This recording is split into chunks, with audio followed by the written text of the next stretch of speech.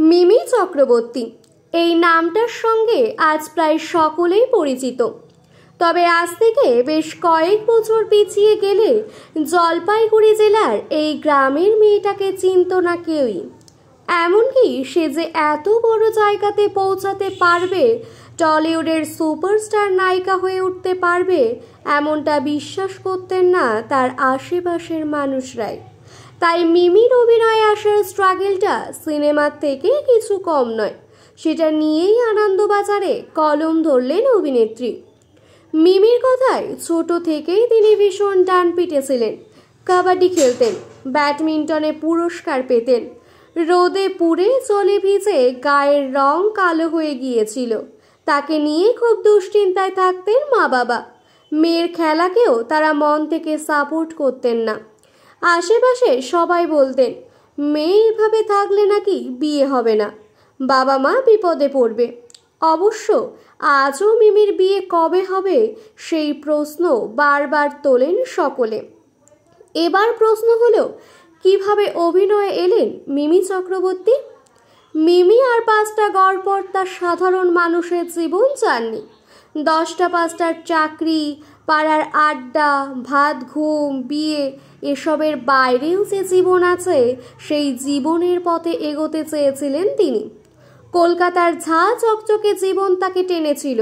তাই স্কুলের পর কলেজে পড়াশোনা করবেন বলে বাড়ির অমতে জেদের বসে এসেছিলেন কলকাতায়। তারপর সেখান থেকে চ্যাম্পিয়ন ধারাবাহিকে কাজের সুযোগ পেলেন তিনি। জীবন বয়ে চলল এক নতুন খাতে। কলকাতায় আসার পরেও মিমির পথ চলা সহজ ছিল না, কিন্তু তিনি হাল ছাড়তে চাননি। এমনও দিন গিয়েছে গরম থেকে বাঁচার জন্য তোষকে জল ঢেলে শুয়েছেন, তোয়ালে ভিজিয়ে রেখেছেন। গ্রামের মেয়ে, কোনোদিনও অভিনয় হবে না।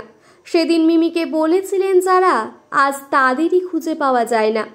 মিমি বুঝেছেন টাকা রোজগার করে নিজের জন্য জমাতে হবে। বাবা মায়ের পর তার জীবনে আর কেউই থাকবে না। মিমি একমাত্র অভিনেত্রী যিনি ইন্ডাস্ট্রিতে অভিনেত্রীদের কম পারিশ্রমিক দেওয়ার বিরুদ্ধে মুখ খুলেছেন। তার কথায়, বিজ্ঞাপনের কাছে আমায় 10 লাখ টাকা দেওয়ার জন্য লোকের হাত পা শুকিয়ে গেলে অন্য আর একজন মাত্র 1 লাখ টাকায় সেই কাজ করে দেয়। আমাদের ইন্ডাস্ট্রি চায় আমাকে বা আমাদের যেন ক্যাটরিনা কৈফের মতো দেখতে লাগে, অথচ সেই দেখতে যাওয়ার জন্য যে খরচ, তার সিকিভাগ দিতে গেলেও লোকের যে কি হয় কে জানে। মুম্বাইয়ে প্রযোজনা সংস্থা ক্যাটরিনার বিশেষ খাবারের খরচ পর্যন্ত জোটায়, আর এখানে লোকে তো নিজেকে কম পয়সা ঠিক করে রাখতেই পারবে না। আর তখন শুরু হবে ট্রোলিং। মোটা মেয়ে, কালো মেয়ে, বুড়ি মেয়ে।